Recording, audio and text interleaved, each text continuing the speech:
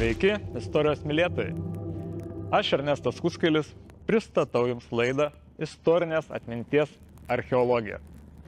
Laidoje matysite išskirtinę ir niekur nepublikuotą, kartais šiurpią tyrimų medžiagą.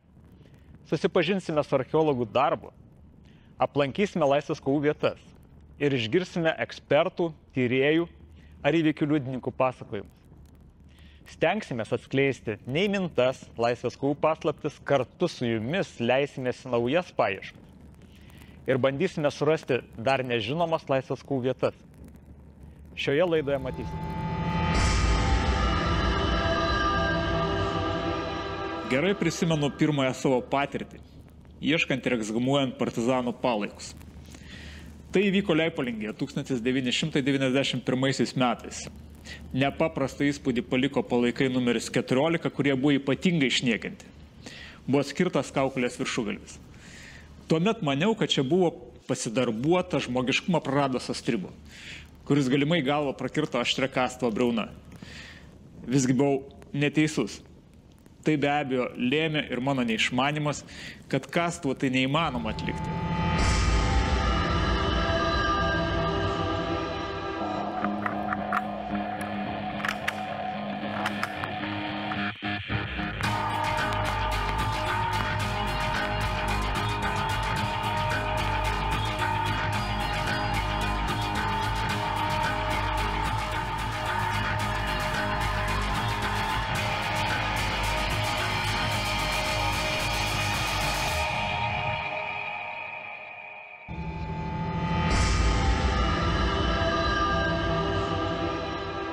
Sveikas, Linai. Sveikas. Malonu susitikti. Ir man malonu. Tik tai tema ne tokia labai malonė bus. Aš paprašysiu prisiminti 2021 metus Leipalingėje. Toks nebuvo labai malonus ruduo ir tada suradome vienerius palaikus. Ir tie palaikai buvo su ypatingom žymėm. Buvo nupjautas kaukolės viršugalvis ir tai be abejo mums abiems sukėlė klausimų, kas čia buvo. Na, pirmiausiai, tai buvo patys pirmieji palaikai, pradėjus mums misiją Leipalingėje. Taip, tais metais surasti buvo vieni patvoryje užkasti palaikai ir kas ten ypatingo. Pirmiausiai, aišku, krito į akis, kad jie yra palaikai suniokoti, atplėštos kojos, tai yra pėdos buvo atplėštos, rankos išsuktos ir svarbiausia, kad buvo kaukolė nupjauta. Apžiūrėjus vietą buvo tapo aišku, kad profesionaliai nupjauta kaukolė, labai profesionaliai, tai yra nemėgėjo kažkokio specialisto, tai vadinasi mediko ar chirurgo. Ir tada kilo minčių pirmiausia, kas čia vyko, kas galėjo vykti į Leipalingėje, kad kažkokio nužudyto ar žuvusio asmens palaikus va taip ir suniokojo, kaip sakant, išplėšė kojas ir dar kaukolę, išėmė smegenis, kaukolę prapjovė. Tai buvo viena iš versijų, kad kažkas tai buvo tarp NKVD ar darbuotojų, ar kaip sakant, ar ligoniniai dirbo, tuo metu Leipalingėje buvo ligoninė. Dirbo kažkoks tai asmuo, kuris norėjo pasitreniruoti. Tai yra pasipraktikuoti savo pjaunant nužudytųjų žmonių kaukolės, pjaustant.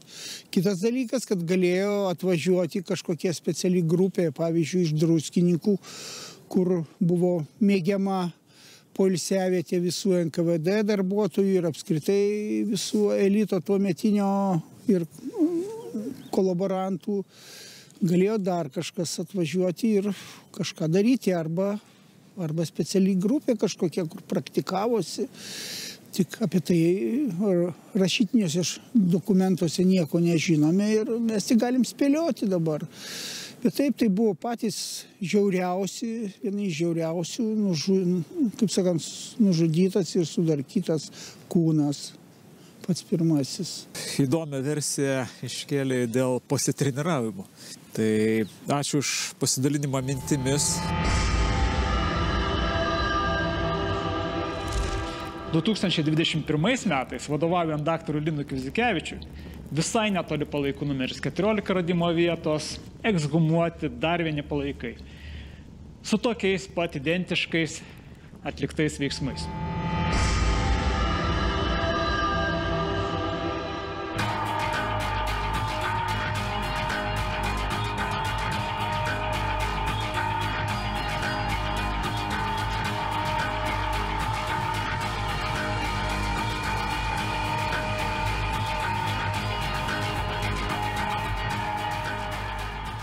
Leipulingi buvo surasti dviejų žiauriai išniekinti palaikai, kuriems buvo atliktos kaukolės autopsijos. Tai yra absoliučiai netipiški radiniai partizaninio karo kontekste.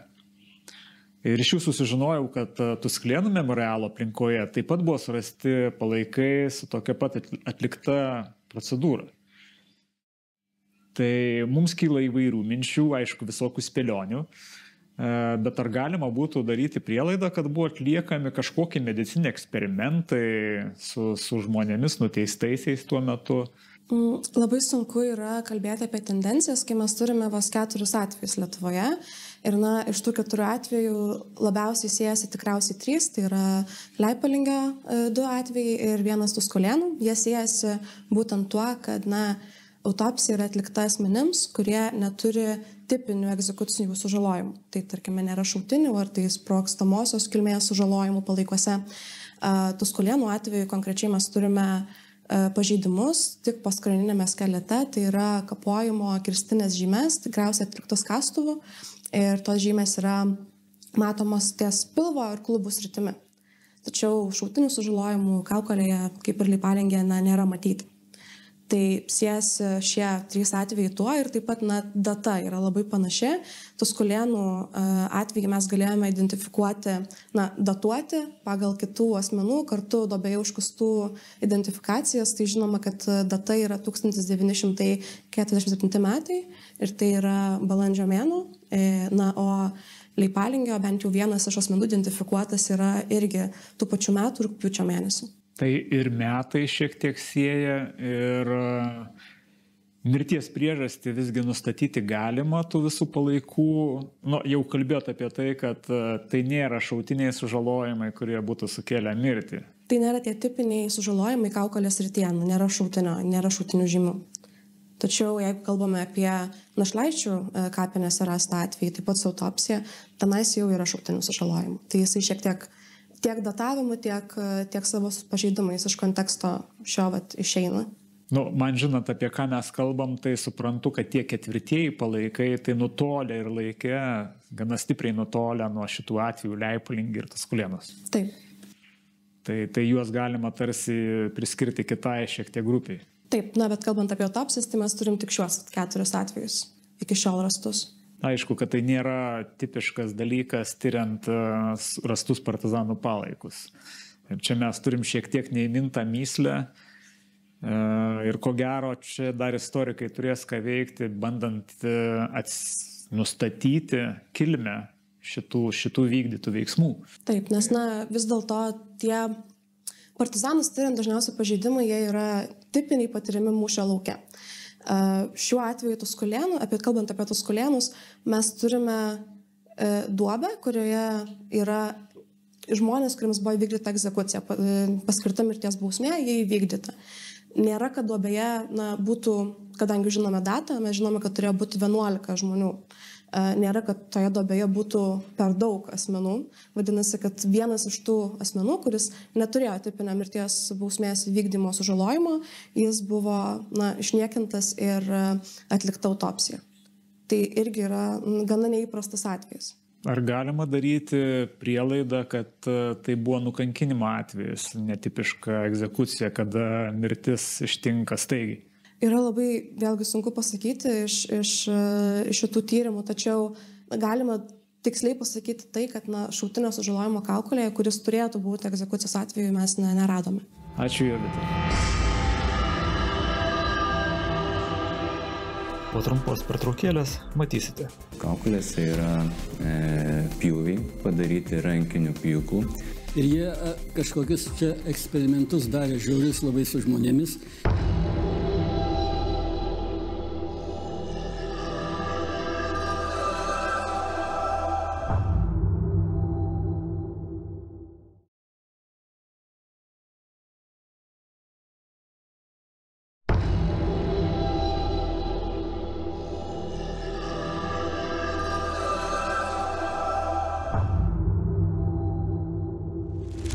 net ir teismo medicinos ekspertams atsakyti į klausimą, kokiu tikslu galėjo būti daromi tokie kaukulių pjūviai, atsakyti sunku. Atsakymų ieškosime nuvykę į valstybinę teismo medicinos tarnybą, medicinos kriminalistikos laboratoriją.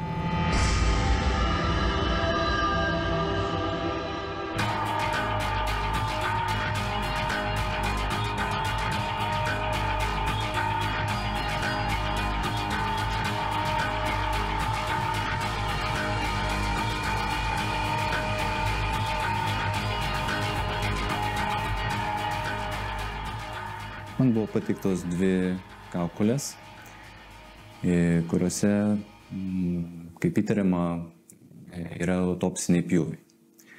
Ištyręs šias kaukolės, aš nustačiau, kad taip, kaukolėse yra pjūviai padaryti rankiniu pjūklu daugkartiniais pjaunamaisiais judesiais. Pjūklas turėjo smulkius dantukus, neplačią prapjovą, kas galėtų būti būdinga autopsijai, autopsiniam pjūklui, kuris naudojamas įprastinės autopsijos. Tačiau pjūviai buvo atlikti labai neprofesionaliai, sakykime, taip šiuolaikiniai autopsijoje tikrai negalima būtų atlikti ir tai pjūviai buvo netaisyklingos krypties, netaisyklingai, matosi, kad buvo skubėta, nes yra daugkartiniai įpjovimai šalia pagrindinio pjūvio, nepataikyta tiesiog ten pjauti, kur reikėtų pjauti.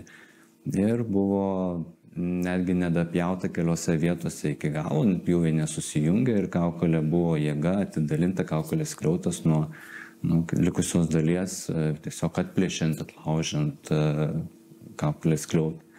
Išvada būtų tokia, kad kažkas norėjo atverti kaukolės ertmę, išimti ar pažiūrėti smegenis, bet tai darė labai neprofesionaliai, labai skubėdamas ir net pjūvis darė ne ten, kur iš tikrųjų reikėtų atlikti, atliekant įprastinę autopsiją. Ir norint, kad po autopsijos palaikai būtų tinkamai sutvarkyti. Tai išvada būtų tokia. Dinaminiai pėdsakai, kurie užsifiksavo pjūvyje, galima pažiūrėti jos ekrane. Matosi smulkios vagelės ir grioveliai, kurie paliekami įrankio ašmenų, šiuo atveju pjūklo dantukų. Jie išlieka netgi po daugelio metų skeletuojantis palaikam, dūlant žemėje ir kitoje aplinkoje. Tai tie dinaminiai pėdsakai mums yra labai svarbus, identifikuojant žalojančius įrankius, nes pagal juos galima nustatyti konkretų žalojantį įrankį. Tačiau šiuo atveju, kuomet pažeidimas padarytas pjūklinių įrankių, tokia galimybė neišlieka, kadangi pjaunant daugkartiniais pjaunamaisiais judesiais, trasos perdengia vieną kitą ir nespindi to tikrojo, sakykime, pjūklo dantukų išsidėstymą. Trasos naudojamos identifikuojant kertančių savybių, pjaunančių, duriančių pjaunančių savybių įrankius. Tai peiliai, kirviai, dažniausiai tokie įrankiai. Šiuo atveju tikrai apie identifikaciją įrankio kalbos nėra, jo labiau, kad mes neturim įrankio, kurio galėjo būti padaryti tokie sužalojimai. Visumoje tai labai atvejis įdomus, labai nekasdieniškas, praktikoje pasitaikantis labai retai. O išvados, kodėl tokia būtų taktika, kodėl buvo atverta kaukolė, aš pasakyti tikrai negaliu, tai daugiau istorinis kontekstas, istoriniai duomenys, kurios galėtų atskleisti turbūt istorikai. Kokiu tikslu buvo išimti šių asmenų smegenis. Visgi aišku, kad pjūviai buvo daryti asmens, kuris išmanė, kaip daromi skrodimai. Tik tapo aišku, kad darė tai atmestinai, skubotai ir žinojo, kad palaikai nebus grąžinti artimiesiams.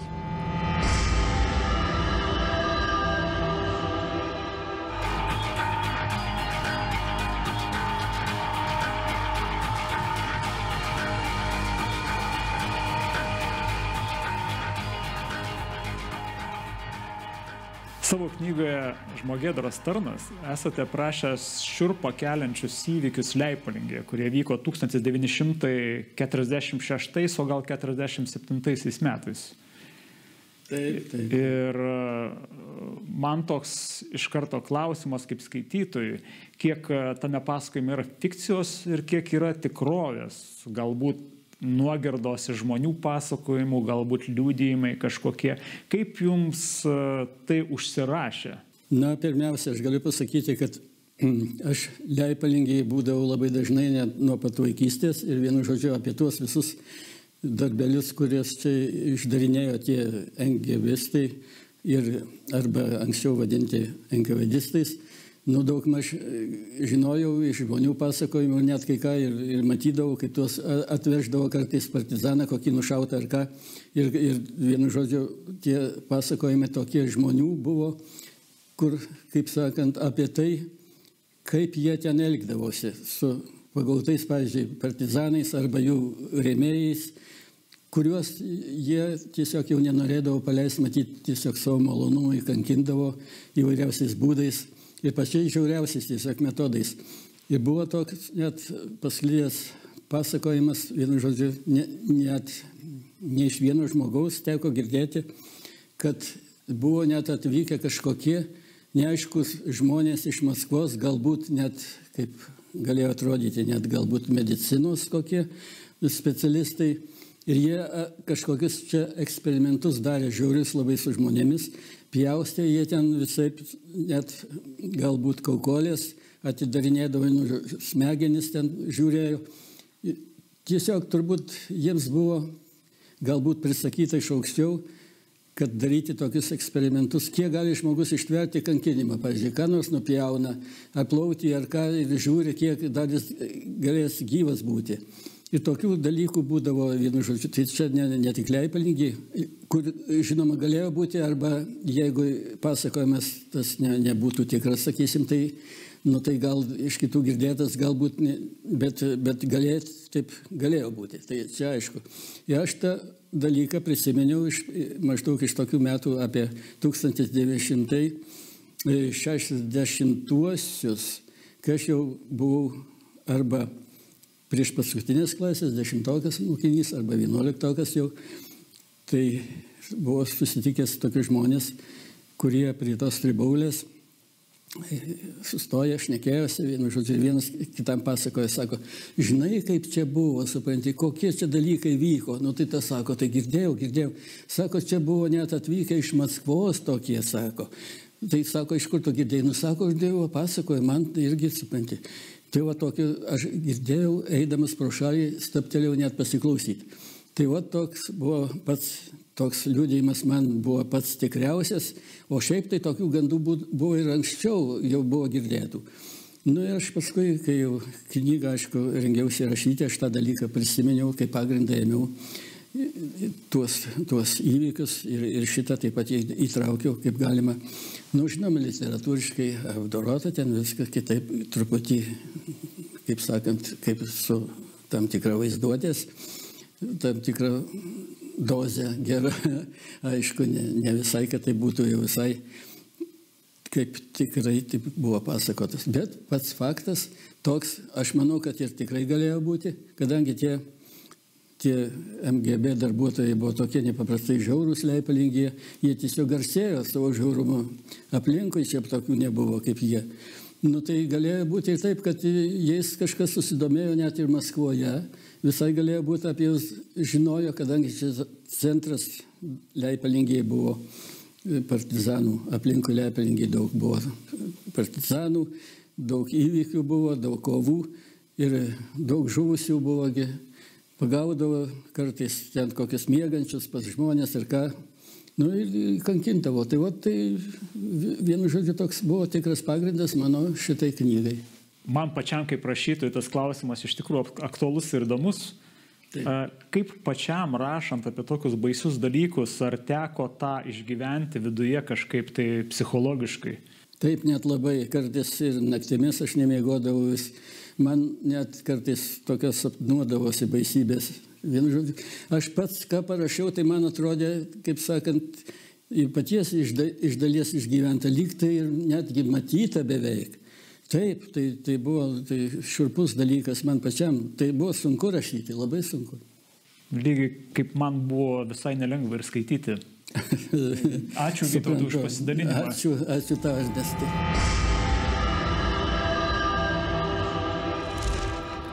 Atskleistas dar vienas kraupus sovietinio režimo represinių struktūrų nusikaltimas žmogiškumui.